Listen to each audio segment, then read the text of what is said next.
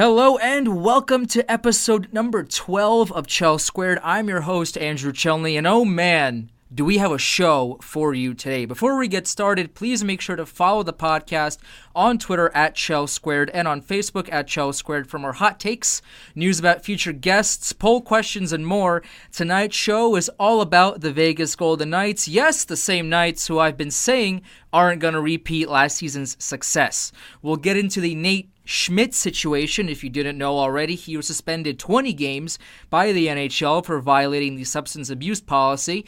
We'll get into the expectations for the team this upcoming season and who can make a big impact potentially. How William Karlsson will play this season after his explosive 2017-2018 campaign. Spoiler alert, I cannot see a situation in which William Karlsson repeats this season. But we'll get into that in a little bit as well. How Fleury will play if he stays healthy, what the future outlook for the Knights is, and a whole lot more. Here to argue Vegas hot takes with me and break down everything Golden Knights is SinBitten.Vegas founder Ken Boehlke. Ken, how's it going tonight? I'm good, but you're already, geez, right off the bat, you're saying they're not going to be as good as last year. You make me sad. Man, at least give me a chance to argue with you. I'm not going to argue the other side, but at least give me a chance. Before we get started, Ken, you were at the Knights skate earlier today. Amazing live tweeting on your account, by the way, at SinBittenVegas. How is the chemistry looking like from the team so far? Before we get into the arguing of the hot takes, how is the team looking like in early September? I mean, in a day like today, they're going to be just fine. There was a lot of clowning around on the ice today. Marchessault was there, so it was significantly louder today than it was yesterday. I don't know. He was in rare form today, screaming at Subban every time he would score on him, and Fleury was doing push-ups for most of the day when he would give up goals. It was your classic no coach around skate, which are always fun for us to watch. And then they all disappear and don't talk to the media. It's great. Well, I mean, hopefully sometime sooner rather than later they'll start talking to you. Hopefully. We'll see if 88 ever decides to talk. I don't know about that one. Fingers crossed, right? So, I mean, listen, the Golden Knights, I've said this multiple times on Twitter, on Chel Squared, to my friends, to people that don't even want to listen to me, I say it to them too. Vegas is just not going to be as good as they were last season. Everything had to go right for Vegas to get to not only the final, but just the playoffs in general. When Fleury was out for a chunk of games last season, you had Subban playing like he was Patrick Waugh. You had Oscar Dance playing very well. You had these goaltenders that shouldn't have carried the team the way they did, and it was, everything and anything that needed to go right went right. Karlsson out of nowhere became an elite player. You had these players who, and Derek Engelland also, who went from a 6/extra defenseman to playing solid top four quality defense. Everything, like I said, had to go right. Everything had to click, and it did for the Knights last season. But it can't happen. Lightning doesn't strike in the same place twice, which is a myth, by the way, but let's pretend it's not for a second here. The Knights just, I don't see them, getting 100+ points again next season. They were the third best team in the West last year, 109 points, 51 wins. I don't see that happening. Ken, what do you think about that? You've made me very sad. That's all I really need to say. I will say this. I think that the point total of 109 to kind of repeat that and think that they're going to run away with the Pacific Division, I think is kind of ridiculous. And that's not as much to do with the Golden Knights as it is to do with the Pacific Division can't be as awful as it was a year ago. It was an absolute train wreck, and nobody wanted to admit it until the playoffs. And I sat here before the playoffs started and said, I think the Kings are the worst team in the playoffs, and I think the Ducks are the second worst team in the playoffs, and that's a playoffs that involved the Devils and the Avalanche and a few other not so very good teams, and just the division was awful. So when you looked at what the Sharks and the Golden Knights were able to do against the division, that's where a majority of their points came from. I forget what the exact number was, but before the Sharks series, I went out and basically proved that the Sharks didn't win games if they weren't against the Pacific Division, and they didn't beat the Golden Knights. So there wasn't a very good chance that they were going to beat the Golden Knights. That wound up being the case. Long story short, I think there's no doubt expecting them to dominate the Pacific Division, expecting them to get 109 points again, it's unlikely.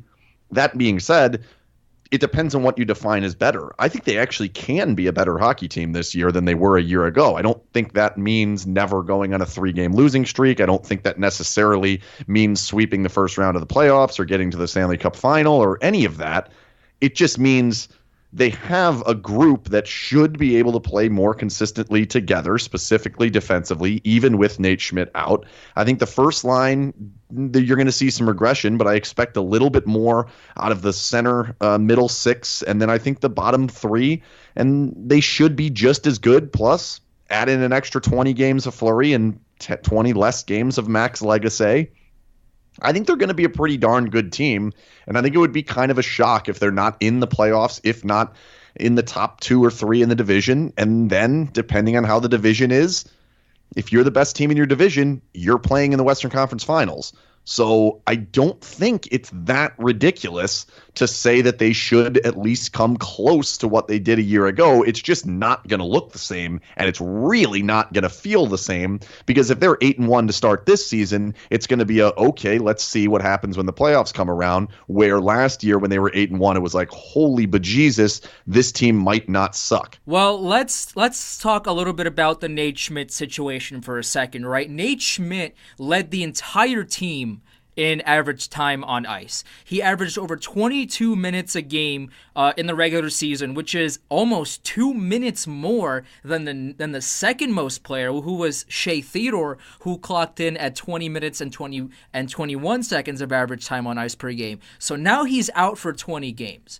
According to the statement that he put out, one expert claimed that the amount of the substance that the NHL deemed violated their substance abuse policy was like 7 billionths of a milliliter, which is the equivalent of a pinch of salt in an Olympic-sized swimming pool. I mean, if that's true, if that's not true, whatever's going on with Nate Schmidt, and a lot of players have come on Twitter, come on social media, and have been very adamant in defending him. Whatever the truth behind that situation is, we don't know for sure. That'll come out in due time. But now that Schmidt is done for the first 20 games of the season, how does that impact the blue line for the Knights? Because the Knights signed Nick Holden.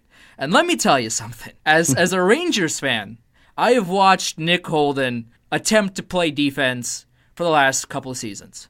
Nick Holden is not a good defenseman. He can put up points occasionally, sure. I won't take that away from him. Offensively, he's not the worst defenseman, but in his own zone, he's pretty much a train wreck. So Nick Holden, by association, is an absolute downgrade and a half over Nate Schmidt. So with that being said, how does the blue line now shape up without Nate Schmidt for the first fourth of the season? I think the overwhelming opinion and the way that most people look at it is Western Conference champions, best defenseman, most time on ice, very important player on the team. He's out for quarter of the season. That sounds catastrophic. That sounds like the absolute worst thing that can ever happen. And I think a lot of this comes from when you lose a player in another sport.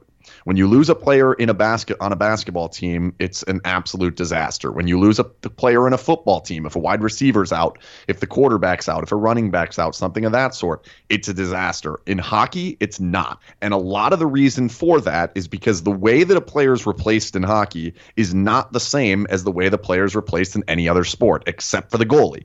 If the goalie goes out, you have to replace him with another goalie. And he plays 60 minutes right on top of exactly the 60 minutes that the player goalie that went out would have played.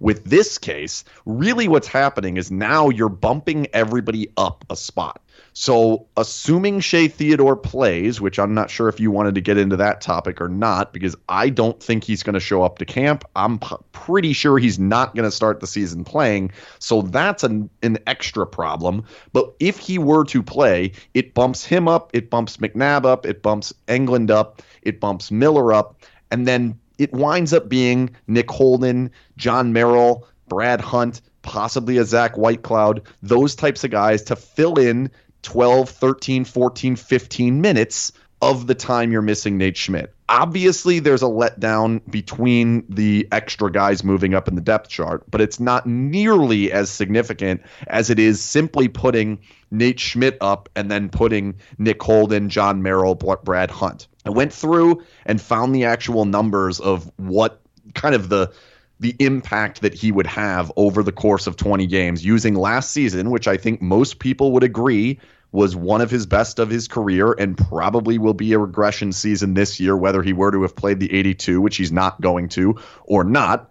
He wound up with a total of 7 point shares over the entire season. Are you familiar with point shares? I believe I am, but for those that aren't familiar with point shares, I would love your explanation. So basically point shares are they have an unbelievably convoluted mathematical formula that involves averages and time on ice and a bunch of different things. And what it does is it essentially comes up with a number of how many points in the standings a player impacted. So if you were to take that player out and insert him with absolutely no one, how many points would that come up with? And if you add up every single player that played every single minute on a team, it winds up with that team's exact point total. So for the Golden Knights, there were 109 points that were accounted for. This stat claims that Nate Schmidt accounted for 7 of them. If you take then you would make it as to 20 games. And you come up with about 1.8. And then if you replace that with a player like a John Merrill, like a Brad Hunt, even a Nick Holden would actually be better than the guys I used. It came up with about 1 point. So you're talking about it between 1 and 0.8 points in the standings that they're losing over the course of 20 games. Not a significant loss. It feels much worse than it actually is. And that's because we are so used to a player going out and you have to plug a player back in. That's not how it works in hockey. I understand that he had the largest time on ice, but any individual skater does not have a huge impact on the way a team is going to have. Now, granted, if they lose another player and then another player and then another player, that's going to become a problem. Where it really hurts is in depth. Now, all of a sudden, their blue line depth isn't nearly as good as it was before, but they had some blue line depth prior to this suspension. I think they're going to be just fine. Honestly, if I would have told you they were going to get 25 points over the first 20 games, I would now tell you they're going to get 24. And I don't think anybody would be all that concerned about that. Well, you mentioned Shea Theodore a little bit earlier on. Shea Theodore is the only RFA left on the Golden Knights. Do you believe that he is just going to sit out until he gets it? Well, he's obviously going to sit out, but when do you think he's going to get a new contract if he gets one from Vegas? Because according to Cap Friendly, the great people at Cap Friendly, the Golden Knights have around $8.7 million in cap space to play with this season. And with Shea Theodore being the only player, the only roster player without a contract, how likely is it that Theodore makes either training camp or the opening night roster? Or what's the likelihood that Theodore remains a Golden Knight for next season and beyond? I think the chances that he remains a Golden Knight are high unless he's involved in a trade with Erik Karlsson, which, if the Golden Knights are to acquire Erik Karlsson, which I personally still believe that they are the favorites to do that may change as the season comes around. I think as it currently stands, they have a good chance to get him, and I think Shea Theodore would be in that deal. But aside from that, let's say that does not happen, and I try to constantly tell myself that's not happening because it really it changes everything. Of course. if all of a sudden Bobby Ryan and Erik Karlsson are on this team, it's a completely different looking team. It's a whole different conversation as well. And it blows up the Nate Schmidt thing too, because now all of a sudden you don't need that defenseman. Right. Nonetheless, let's say they do not make that deal. Shea Theodore's not going anywhere. He's not going anywhere this year. He's not going anywhere next year. He's not going anywhere for the extended future. The guy's 23 years old. He does not hit unrestricted free agency until he's 27, unless something changes in the CBA, which we all know how that goes. I don't even want to talk about the CBA. So here's the thing. He's in a situation where he did not have arbitration rights. So unlike William Karlsson, who filed for arbitration, they got to arbitration, they were about to go to that hearing, and they wind up making a deal right before that. That was the deadline. What happens in contract negotiations, especially with somebody like a George McPhee, who is a cold-hearted guy by every sense of the word, and that's, I think, a good thing. Obviously, he just built the Western and Eastern Conference Finals teams in the same year, so that's pretty impressive. I think George McPhee's a solid general manager. He needs a deadline. For the most part. You're out for Forsberg, There are issues, no doubt about it, and we'll see. And obviously, year one in Washington, he went to the Stanley Cup final and took him 17 years. He got fired and he never got back. Then he goes year one in Vegas, goes to the Stanley Cup final. If they wind up the Washington franchise, it's going to be rough on me. Constantly getting to the same point and then failing miserably, and then I'll give up, and then that's when they'll win. That's my future. I can already see that. Sinbin shuts down, and then 2 years later they win the cup, and then there's me like crying in a corner. It's an absolute disaster. But I think there's 3 deadlines that remain for Shea Theodore, and unfortunately none of them are soon. The next one is the day camp opens, and I don't think that that's a terribly strong deadline. That would be like the 13th or 14th. It depends if you care about off-ice training or not. So that's September 13th or 14th. That, I say, is a fairly loose deadline because I don't think that most players feel like training camp is the end of the world. I think most players would actually prefer to not go to training camp because training camp sucks. You basically sprint gassers through the entire month, and then you play some preseason games in which travel is an absolute disaster. I don't think he would mind missing training camp. And that's not a Shea Theodore thing. I think that's just being a human. You would rather not be a part of that. So I think that's a mild deadline. There is a part of it where I think the Golden Knights might bend utilizing that deadline and do something there. The next deadline is a big one. That's October 4th. That's opening night. It's really the only thing that Shea Theodore can do to get a better deal than the $1 million deal that he's being offered, which that's the one we know has been offered. It was a qualifying offer as an RFA. The Golden Knights have extended the timeline, allowing him to sign that, or they can negotiate a longer term or higher dollar deal. If he is willing to sit out games, the question is, does that put the pressure on the Golden Knights being without Nate Schmidt, now possibly being without Shea Theodore to start a season? You go on the road for 5 games out of your first 6. You're the defending Western Conference champions. There's a lot more expectations on you. That's a legitimate argument. I think the Golden Knights are sitting here basically saying, here's the terms of the deal. There's a qualifying offer. If you want to sign a 1-year deal, next year you're arbitration eligible. Or we offer whatever this happens to be. If you want to sign this, this is our offer as a long-term deal. If not, miss training camp, miss games, make it to December 1st and sit out the entire season. Nothing changes on your end if you do that. I think they're going to play hardball with this player because it's in the best interest of the team. And I understand the amount of cap room that's there. If you have $8 million of cap room, that does not mean waste it all on your last remaining RFA. What cap room allows you to do is be flexible. It allows you to take on players at the deadline. It allows you to make deals. It allows the Erik Karlsson situation to continue staying in the mix, and they can remain the favorite. If all of a sudden they sign Shea Theodore to a $5 million deal tomorrow, they are no longer the favorite to land Erik Karlsson unless Shea Theodore's absolutely in that deal, which he doesn't have to be. So I think he is going to miss a portion of camp. I would put it at about 50-50 that he misses games. I'd put it at about 2% that he sits out the entire season, making it to December 1st. I would be highly, highly surprised if that happens. But I do think he will miss games. Let's circle back to the point that you made about the Erik Karlsson trade. For the Vegas Golden Knights, getting Erik Karlsson would be, Erik Karlsson going to any team instantly makes them better. especially if you package in Bobby Ryan, who, as I've said earlier, Bobby Ryan is still a great player. His contract just sucks. Great's a stretch. He's usable. He's not awful. He's not Mikhail Grabovski. He's not David Clarkson. He's not Marian Hossa. Sure. But he can play. Yeah, he's a fairly solid player. Can we settle on that? He's a fairly solid player. I cringed a little there.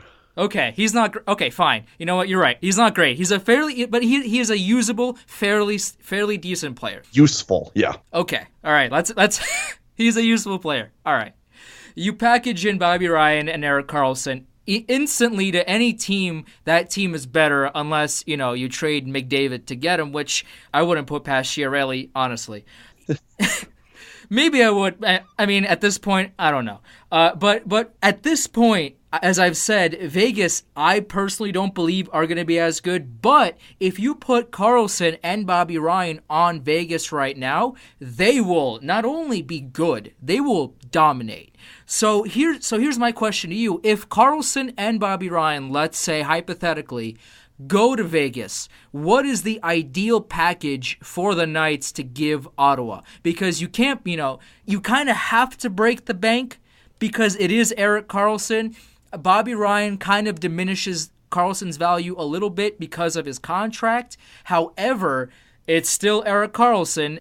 You're going to have to give up a ton of prospects, a ton of value to get Erik Karlsson, and by extension, Bobby Ryan probably. So what is Vegas looking at in terms of getting Erik Karlsson? If, hypothetically, that trade were to happen, who or what does Vegas need to give up? First off, I don't fully agree with saying that you have to give up what you would normally give up for Erik Karlsson. I think that the reason that the Erik Karlsson situation is so attractive to especially teams right there in the mix this year, Dallas, Tampa, San Jose, Vegas. The reason it's so attractive is because it's like buying a Lamborghini for the price of a Chevrolet. He's very, very discounted, like heavily discounted because of the fact that he's not going to stay there. Everyone knows that. Ottawa knows that. He knows that. He's not staying there. So they absolutely have to get rid of him for something.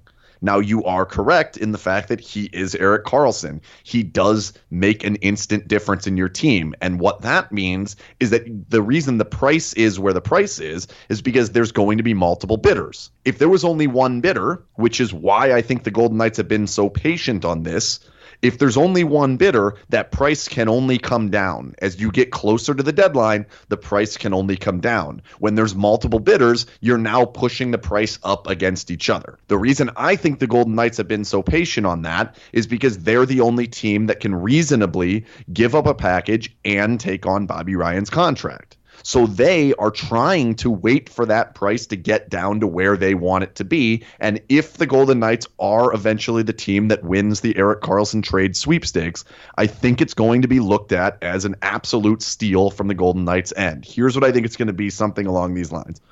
Shea Theodore, I think, is in the deal. Okay. I think either Erik Haula or Cody Eakin would be in the deal. And I don't think that that's the end of the world for the Golden Knights. I think it would be actually a win if it's Cody Eakin. I think it would be a slight loss if it's Erik Haula. But I think that the idea would be that Bobby Ryan can kind of replace that particular player. I don't think that those are that big a deal. Obviously, Shea Theodore's not that big a deal. You're getting back Erik Karlsson. You'll live. And then I would say it's one number one pick, one number two pick, and a prospect that's outside of the big four. So not Glass, Suzuki, Brandstrom, or Hag. And I would actually throw Elvinas in there now. And I might even throw Gusev in there as not going to be in that deal. Wow. Unless this recent meeting that McPhee went over to Russia and talked to Gusev, I'm assuming through a translator.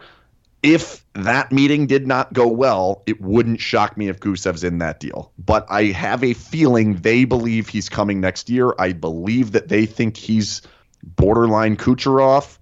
I think they have big plans for that guy. By the way, I speak Russian. So, George McPhee, if you're listening. Do you really? Yes, I do. God, we could have used you last year for the 3 games we had Vadim Shipachyov. I'm fluent. So, George McPhee, if you are listening, which, I mean, listen, the chances of that happening, understandably slim. However. Lower once he heard that I was on this podcast. I think the opposite. I think he reads. Oh, believe me. I think he reads Sinbin Vegas daily. I think he religiously goes on your website and reads what you have to say. That may be true. I don't think he agrees with a majority of my opinions. And that's which is okay fine. too. Right, exactly. If George McPhee, if you're listening, listen, I graduate in December. Call me. Why wait? Exactly. You know what? Honestly, you're right. I am available if you need a translator, I can give you my phone number. But again, Erik Karlsson, as we've said, is by far, he's one of the handful of players in the entire world that no matter where he goes, he instantly makes that team better. But as you said, if you lose Erik Haula, who had a very good 55-point season last year, in terms of offense, the Knights might take a little bit of a hit, because I don't think William Karlsson is going to put up 78 points again this season. He scored 43 goals last year, as opposed to 6 in 2016-2017 with the Blue Jackets. He went from shooting 6.3% to 23.4%. I mean, that jump is gigantic on any metric, on any standard. I mean, he's going to score more than 6. I'm not saying he's going to go back to single digits. However, 43 is probably very likely not going to happen. Let me make some predictions for you to kind of give you an idea of where my mathematics tell me this is going to land for him this year. Okay, go right ahead. Somewhere in the neighborhood of 30 to 35 goals. Shooting percentage somewhere in the neighborhood of 16 to 19%, which is still astronomically good, and probably somewhere close to 80 to 90 points. 80 to 90 points, yeah, so more than what he had. Way last more season. Goals for Jonathan Marchessault, way more goals for Riley Smith, a lot more power play points for William Karlsson this year. I mean, you heard it here first, folks. This is that's a huge regression, by the way. I don't know if this is a hot take or a scorching take, or if the sun is hotter than this take. I don't know what to call this take. I mean, listen, if everything goes right, Sinbin.Vegas, the founder of Sinbin.Vegas, the mastermind behind the site, Ken Boehlke, believes William Karlsson will regress in goals but have more than 78 points next season. That's I can call it an interesting take. I mean, it's definitely a take that I haven't really heard people say. I just don't see that happening. Prove me wrong. If Karlsson could prove me wrong, well, then that's great for you and your team and the Golden Knights, and that's lukewarm for me. It doesn't really affect me personally. As a hockey fan, obviously, I want to see Karlsson and Smith and Marchessault, light up the NHL and just instantly, dominate the league and all of that. That's great for hockey. I just don't personally see it happening as frequently as it did last season, but time will tell. But in terms of a little bit of a roster shakeup, they got Paul Stastny, who did extremely well in Winnipeg. I honestly don't really understand why Stastny left Winnipeg. I thought he was a sensational fit in that system, on that team. 15 points in 17 playoff games for Paul Stastny in Winnipeg. 13 points in 19 regular season games. He seemingly fit like a glove up north in Canada, and yet he leaves the team that he lost with in the Western Conference Final to join the team that beat him, kind of like a Kevin Durant style, but not quite. To join the Golden Knights now. What does Paul Stastny add to the table, and what do you see, and how do you see his production going this season in Vegas? I think he kind of adds a much more responsible second-line center. I think that Erik Haula was a very offensive-minded second-line center. I think they kind of put him with two other very offensive-minded players in David Perron and James Neal. And according to the general manager, they were dead last in goals allowed per 60 minutes. That's not good. They scored a bunch of goals, but they also let up a bunch of goals, and he believes that they let up more than they should have. So what I think it does, is it gives them the ability to put out that line that's going to be Stastny as the center against some of the better lines of the opposition, where last year, if the best line was on the ice, William Karlsson and company were probably on the ice playing against them. If the second line was on the ice, it probably wasn't even the Haula Neil Perron line at that point. I think this allows them to kind of match a little bit more in line with how it should. And I think that's going to make them a much better defensive team. That being said, they're absolutely going to need to find scoring elsewhere. They're going to need more scoring from the blue line. They're going to need more scoring from the third line. They're going to need Alex Tuch to step up. They're probably even going to need more from the Noshiks and Belmars and Eakins and even Ryan Reeveses of the world, which is a tall task. That's a lot to ask for. But I think that he's going to be a pretty good fit. I think he's the type of player that is going to fit in well with some of these score-first winger options that the Golden Knights have. I think he's going to make Tomas Tatar a lot better if he winds up playing with Paul Stastny. It gives them a little bit more flexibility than I think they had a year ago, where they kind of, as much as they had a lot of centers, they didn't have a lot of centers that they could trust going both ways. They were really one way or the other outside of William Karlsson. Haula was an offensive center. Eakin was a defensive center. Belmar was a defensive center, and then the group of centers that they didn't even use, Lindbergh, Noshik, Carpenter, all of those guys really weren't guys that you want in your as your top 3 or 4 centers. So I think this really gives them a piece that they didn't have a year ago. It gives them a lot more flexibility, and I think it makes them a better defensive team. By the way, for what it's worth, I had, not just me, but on Twitter, there were a lot of Rangers fans before the season started that were screaming that Oscar Lindbergh was going to score 60 points, was going to be better than Derek Stepan, that they should have kept Lindbergh. Lindbergh scored 11 points last season in 63 games. 9 goals. 9 goals. And in terms of Tomas Tatar, can I get your take on Tatar and what his season's going to look like in Vegas after getting a few games under his belt? Because he did not look good in the playoffs, especially in Vegas. He, put up 2 points in 8 games, was a healthy scratch for some games, and the Knights gave up a pretty penny to get him, a first-round pick, a second-round pick, a third-round pick for Tatar, and he didn't really benefit the Knights as much as he probably could have or should have in that regard. Only 6 points in 20 regular season games as well in Vegas. Do you see Tatar having a better second, I guess, quote unquote, season in Vegas, or does he just not find his niche and eventually gets moved? What do you see from Tomas Tatar as a Golden Knight this upcoming season? I think there's one of 2 ways that it can go. And when you look at what happened to him when he came in, he was kind of chucked into a situation that was not ideal. They acquired him to be the third line winger, to play with Alex Tuch and Cody Eakin and be a scoring option that was going to bring some offense to that line. What wound up happening is the last 20 games of the season when he came here, he never played with that line because they weren't healthy. Either Tuch was off of that line, or he was playing on the top line, or whatever was happening, he was not playing in that mix. And because of it, he never really seemed to fit. And he always seemed to be bouncing around. He was playing different positions. He was all over the place. It never really worked. Playoffs came around. They had better options at the time, or at least more reliable options at the time. They went down that road. As that playoff season went on, he actually did a lot to inject energy into the offense in the Winnipeg series. When he came in, he was probably the best player on the ice, in my opinion, in the Stanley Cup final game that wound up being the last game of the season. That's game 5. I think that there's something there. This isn't a player that is just not good, that we should be healthy scratched in the playoffs. That's not what he is.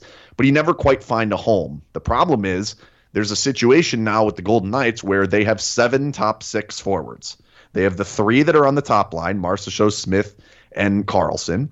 And then they have a group of 4, Stastny, Haula, Tuch, and Tatar. All of those guys should be playing with offensively talented players. The problem is, I think they're going to take 3 of them and make a line. It's going to leave 1 left over. I don't know if that's going to be Tatar or Halla or Tuck. It's not going to be Stastny. So whichever one it happens to be, I think it's going to be a rough go for that particular player until they decide to split up those 3 players. That's kind of the way I see it going. So if he winds up on that line, with Stastny and Halla or Stastny and Tuck, I think he's going to wind up being a 25 to 30 goal scoring guy. If he doesn't, I think he's somewhere in the neighborhood of 10 and is an absolute disaster, and the trade looks like the worst thing you've ever seen in your life. So I don't know that that's a great prediction because I'm giving you 2 massive different options, right. But that's kind of where I see it going. If he plays with good players, I think he'll be very good. But I don't think that when the season starts, they're going to put him with good players. And it'll kind of, you think it'll just snowball from there if he doesn't find his niche early on and just doesn't have the confidence, I guess you could say, to play at a higher level that he knows he can play? They've shown the ability. They've shown the willingness to healthy scratch him. They're not afraid to do that. They've always shown the willingness to change their roster up when things aren't going well. They're not afraid to go down the waiver wire option. They're not afraid to bring a guy up from the AHL and chuck him into the lineup.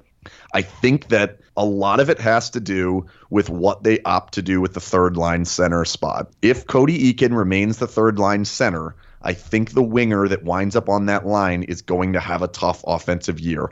If they opt to put Erik Haula as the third line center, things may change. Or if it's Tomas Nosek, which I know is a abnormal opinion that people don't agree with me around here on, I think he's a player that needs to step up in this lineup. And I don't know if they're going to give him the opportunity to do it or not.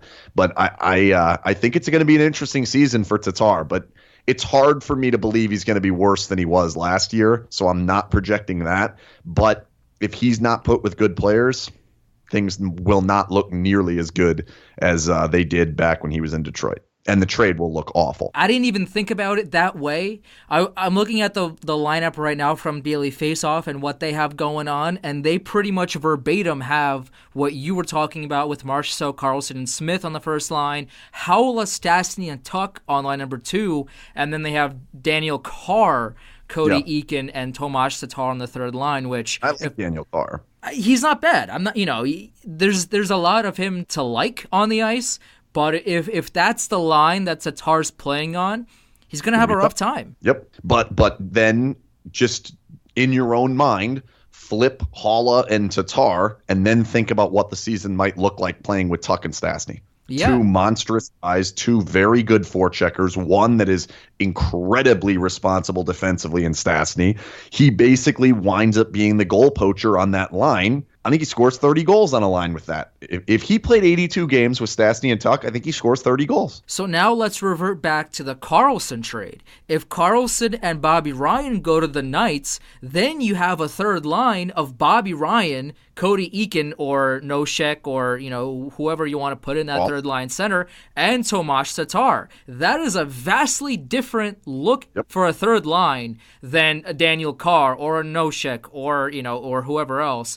Cody Eakin and Tomas Tatar. That is a vastly different looking line and a much more dangerous line than if you were to put Daniel Carr in that third line spot, which he might be able to produce. However, Bobby Ryan is better than Daniel Carr, even at this stage in his career. I mean, it's tough to argue that.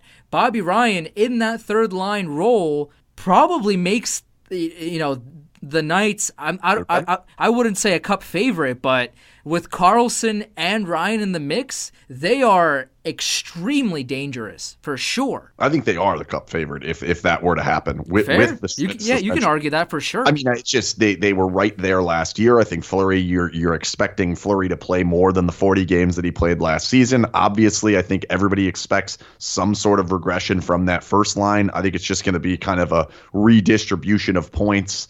And then the plus minus will probably not be nearly as good as it was. But it really comes down to what they decide to do with that third line center spot. It's a huge question mark. And it's so weird because a year ago at this time, we didn't know who the first line center was. We didn't know who anybody was. Right. So going into this time last year, it was a mishmash of, I mean, there was a group of about 45 guys, and we knew maybe not 45, probably about 40, and we knew maybe 8 that were for sure on the lineup. Now it's a much different spot. If they decide to go more defensive minded, they keep Eakin there, they decide to put somebody else there. If that's the plan, Tomas Tatar is going to find it tough scoring on that line. But if they opt to go more offensively minded, which I think is the better way to go, now that you've shored up defensively on your second line and your first line is about as good as it can be defensively, I think you want to go offensive on that third line. And if they do that, Tomas Tatar gets 60% of his own starts in the offensive zone, things might look a lot different for the outlook of that line. Like that would be maybe Haula, Tatar, and Daniel Carr, Haula, Tatar, and like a Tomas Hika, little guy that skates like the wind, something like that. That would look a lot different, and they can score a lot of goals on that line and be comfortable that the second line is going to be defensively sound. Well, let's talk about the goaltending situation, which you touched upon a second ago. Marc-Andre Fleury, according to HockeyReference.com, which is a fantastic website, surpassed his career best of goals saved above average, which is an advanced statistic that they track, and I thank them for doing that. For those that don't know what goals saved above average is, and I'll read it straight from the website, is the goals this goalie prevented given his save percentage and shots faced versus the league average save percentage on the same number of shots, minimum 4 shots per game to qualify. Now, the second best goal save above average for Marc-Andre Fleury from his entire career was a 10.58, which he got in 2007-2008. So which means that he saved 10.5 more shots than the average goaltender. Now, this past season, he saved 20.77 shots more than the average goalie, almost double his career best, which is an anomaly in a way, because you look at a lot of those Pittsburgh teams that he played on. You see the cup runs and the cup wins, and he averaged about a 10 or below that. This past season was a 20.77. So and going back to your point share topic, he, according again to Hockey Reference, had a point share of 9.9, which means if you take Fleury away from the Knights last season, which they did for a chunk of the season because he was injured, and he still contributed around 10 points to that season.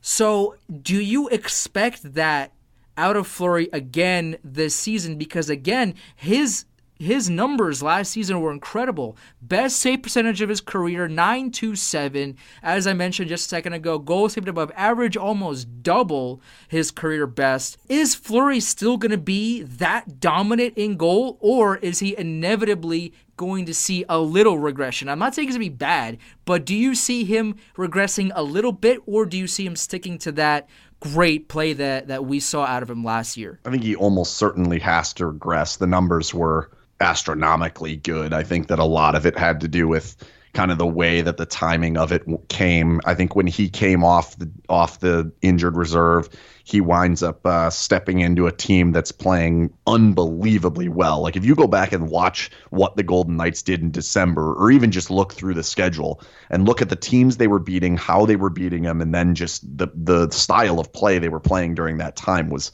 insane. I mean, it was essentially what they did on the run to the Cup final. They just did it in December as well. They were very, very good, and then he played a lot down the stretch, and the numbers kind of just got better and better as they played more and more Pacific Division teams during that time. I think that you're going to see some regression. I don't think it's going to be vast, though. I don't think that he's all of a sudden going to fall outside of like the top 10 goalies in the NHL. I think he's probably somewhere between 5 and 10. I think he's a very good goalie. I think he gives them a chance to win on any given night. And I think most importantly, if the skaters of the Golden Knights are better than the skaters of the other team on that any given day, home or away, Marc-Andre Fleury is going to give you a chance to win the game and probably going to steal you more games than he gives up. That's really all you want out of your goalie. I think that there were games that Max Legace did the opposite. I think there were more games he was going to give up than that he stole. I do think that there is something to be said about the change in goalie coach. That was talked about a lot around here last year, in that Dave Pryor, who's the goalie coach for the Golden Knights, was the goalie coach for the Capitals for a long time. Braden Holtby, Semyon Varlamov, Olaf Kolzig's one that he did a wonder with. He's a different type of guy, and if you've ever talked to him, he's weird in a good way. He's just weird, and he has a different style, and I think that different style kind of got through to Fleury and made him a little bit different in last season. And obviously the Capitals solved it towards the end of the year, and that is certainly a concern if teams can keep doing whatever the Capitals were doing, which was basically cross-ice passes. If other teams can do that, he's not going to look so good. But most teams can't get away with that. Most teams don't have the offensive talent that the Capitals do. So I think he's going to have a good year. I don't think the goals saved above average is going to be nearly what it was. I think that the save percentage will be lower. I think goals against will probably be right along where it was. I think he's going to be very, very good once again. So in terms of the future of the Golden Knights, and I do think I agree with you. I think Fleury, has to regress a tiny bit. He's still going to be Fleury. He's not going anywhere.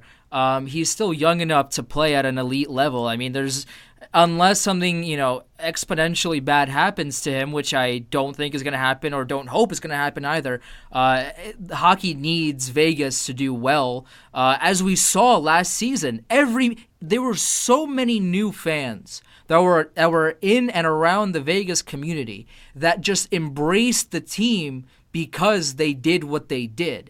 If Vegas, most people didn't think Vegas was going to do anything last season, myself included, but if they did nothing last season, if they didn't make the playoffs, if they didn't make the final, then we wouldn't see that incredibly passionate fan base come out year one, because Vegas just, they started the season, after what happened in Vegas, and they rallied, and just from that point on, from the game against Arizona, that very first game, that home game, you saw the area, the city just completely back the Golden Knights.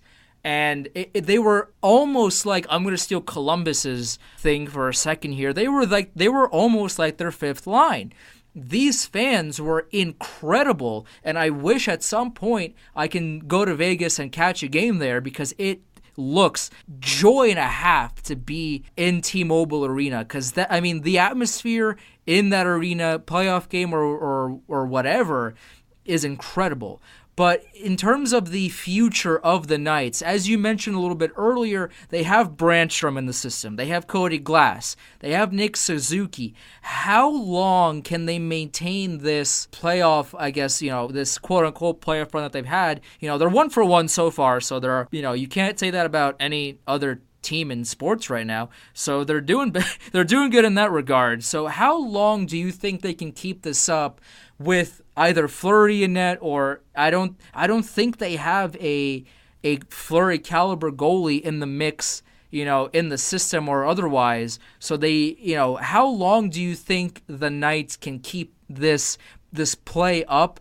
3, 4, 5 years down the road, are they still going to be a dynamic playoff team, or do you see something else happening on the Vegas ice? I think this is the tough year, because this is kind of the year that you have the expectations to do a lot more than you were expected to do in the first year. I think that they still have a little bit of that model in there that they were expecting to be good in between years 4 and 6. I think when you look at the pipeline of what they have, I think The Athletic put out a thing and they were in the top 10 in prospects. If Nikita Gusev winds up being a good player, that's going to shoot up in a hurry. They 3 first-round picks in the same draft in the top 15, and then you can argue that the Nick Hag pick, it was borderline first-round pick coming with the second or third pick in the second round. There's a lot to look forward to. The problem is none of those guys are ready this season, which that's what makes it a little bit more challenging on them, understanding that they kind of have to fill this gap before their pipeline's ready. And they obviously had to make a couple moves, letting a couple guys walk. And then, like you said, the Fleury situation, he's getting older. At some point, that's probably going to catch up to him. I think that they're set up to make the playoffs this year. And if they're, falling a little bit behind, I don't think they're going to be afraid to make something happen sometime in November, December, even later than that if it has to be, to make something happen to make the playoffs this year. And then as they move on, as long as they weren't awful at drafting, and historically George McPhee teams are pretty good at drafting. They're not great. They're not amazing. They're just pretty good. If they're pretty good with what they had, they're going to be a good team for a while. Like, I think they have a lot of pieces that make you believe that. The age of the team is pretty good, pretty evened out towards not too many guys pushing 30. I think they're set up to be pretty good for a while. The one concern is goalie. If Marc-Andre Fleury is all of a sudden not himself, or if he gets injured or whatever happens, if he's gone, are Oscar Dansk and Malcolm Subban the answer? I don't know. Behind him, there's a group of like 4 prospects that we really do not know. They're all picked in the 4th or 5th round or later. There's a couple of 7th round picks in there.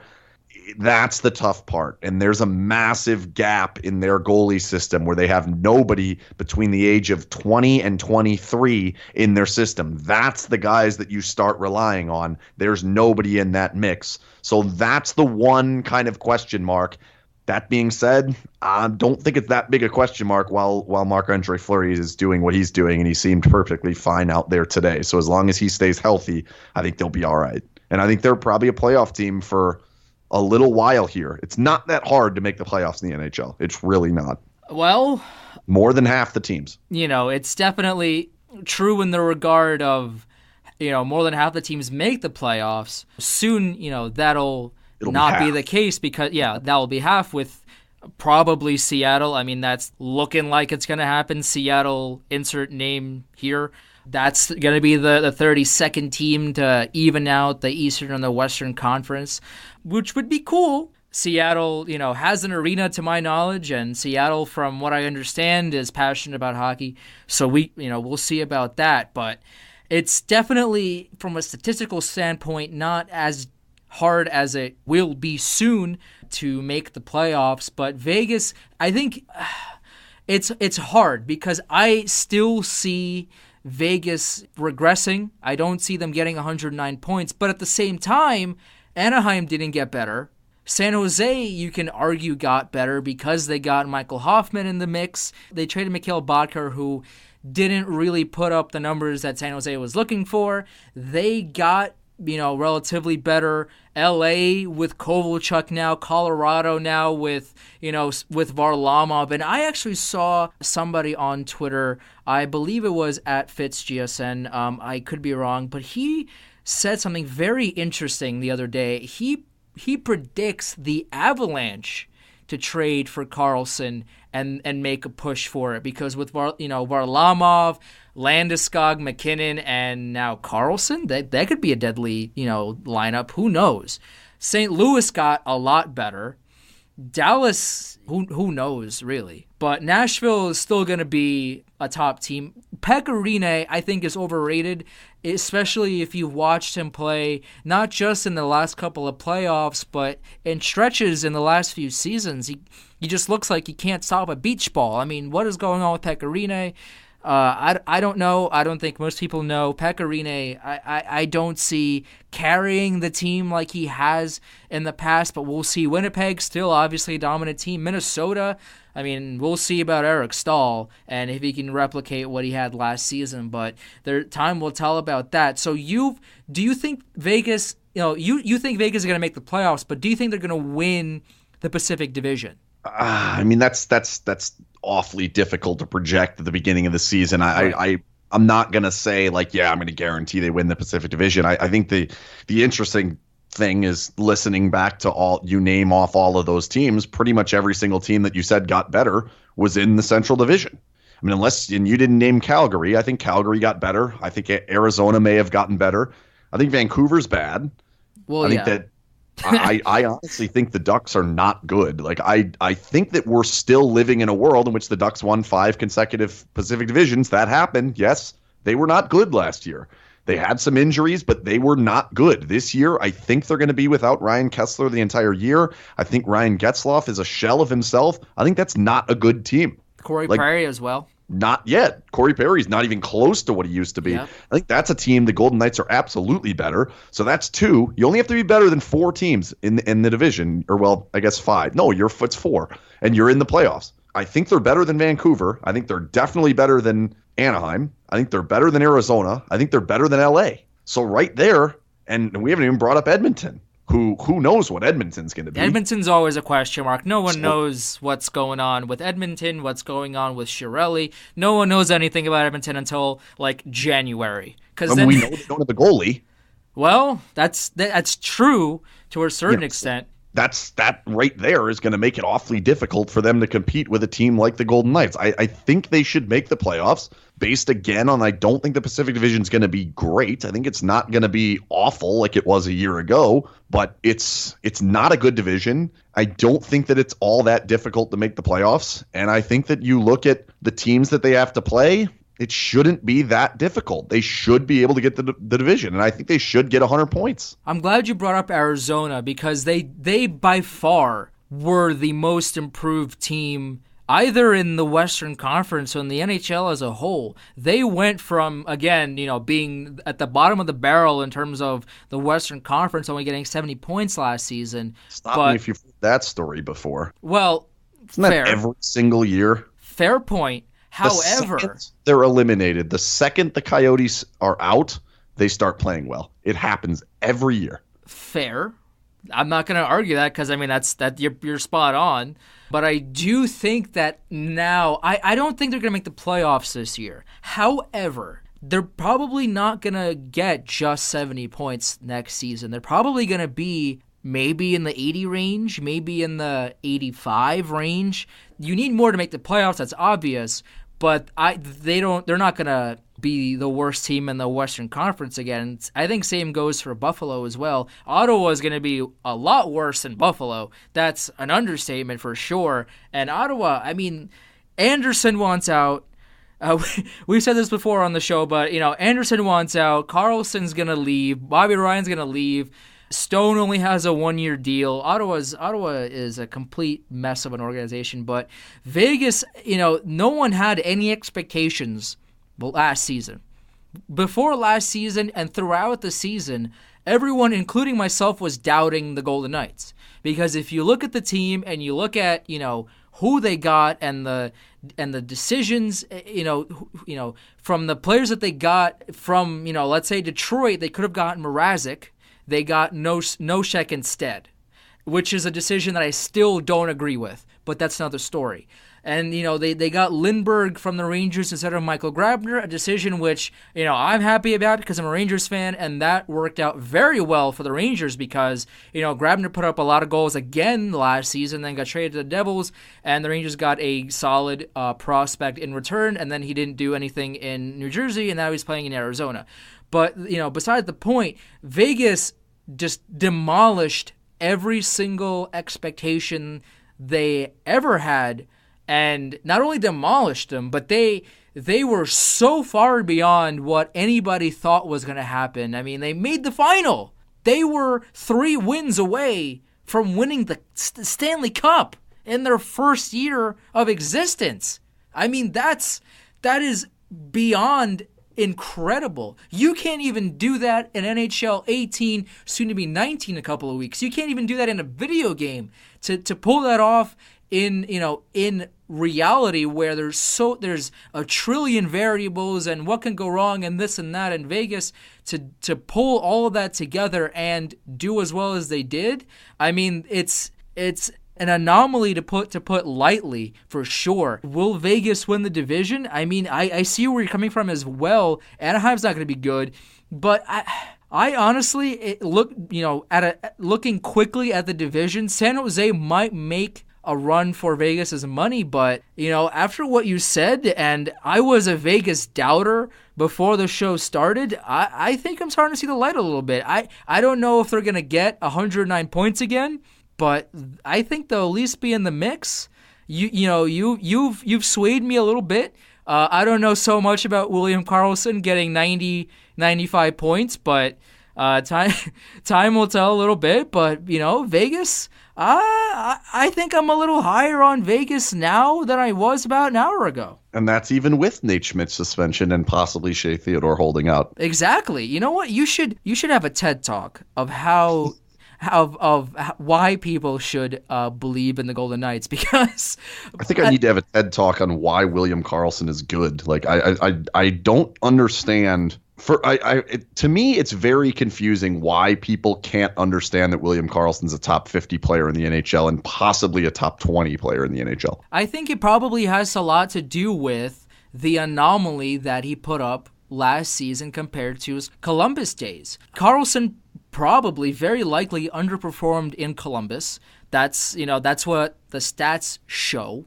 However, I think if next season Karlsson puts up 78 or around 78 points like he did last season, I think that's when a lot of people, including myself, will much more firmly believe in Karlsson's ability to be a great forward in the NHL. Because as it is looking like right now, in 2016-17, he put up 25 points in 81 games. And then he goes to Vegas and puts up 43 goals and 78 points in 82 games. So I think, especially, with the high shot percentage. So I think if Karlsson has another great year, or if he can continue that for another 2 seasons, Karlsson will be a fan favorite of more than just you and Knights fans and a few other fans. I think if Karlsson has another dominant season where he proves people like myself wrong,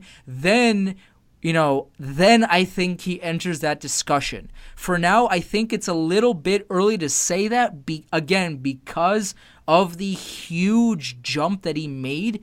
But if he can prove that he can do this again and again and again, for an indefinite number of years, then obviously, we can see that Karlsson is as good as advertised. But for now, for early September, right before this, before training camp even begins, I think it's a little early to say Karlsson's top 20. In the NHL. I think that is early. However, I think 20 is a bit much. But he's certainly a top 20 center. You can make the case for that. It's just one of those things where I want to wait until let's give it until January, February. Let's give him until then, because if he's still going at a point a game or a near point a game pace, then I'll start believing in Karlsson more. But as of right now, because he jumped 53 points and 37 goals in one season. That's high. That's very high. So I think, for myself and for a lot of fans as well, it seems too high. And if Karlsson can replicate it, then we'll believe. For now, it just seems a little too early. 15 points in 20 playoff games. So right. It wasn't just 82 games he was doing it. He also did it against the best competition, playing a majority of his minutes against Anze Kopitar and Blake Wheeler and Alex Ovechkin and Nick Backstrom. Fair point. So, I think that the issue I have with it is, first of all, he's an elite defensive player, and that's definitely not going to change. And that tends to get overlooked. The fact that he didn't win the Selke, not just not be in the top 3, he should have won the Selke running away. Like, I'm still embarrassed that people didn't vote for him as the Selke winner. But just that alone, I think if he would have won the Selke, things would have looked a little bit differently nationally. Yeah. Just based on that alone, because people, wow, I guess I didn't realize. But because his name didn't appear in that, obviously winning Lady Byng, nobody gives a damn about that. But there's a lot more to his game than simply scoring goals. And he does not shoot much. He only shoots when the net's wide open, which is a good way to have a 25% shooting percentage. And I think that's going to continue. Maybe not 24, 23%, but he's still going to shoot when the goal is open. He's still going to be a great forechecker. He's still going to be awesome defensively. He's going to play even more minutes on the power play, even more minutes on the penalty kill.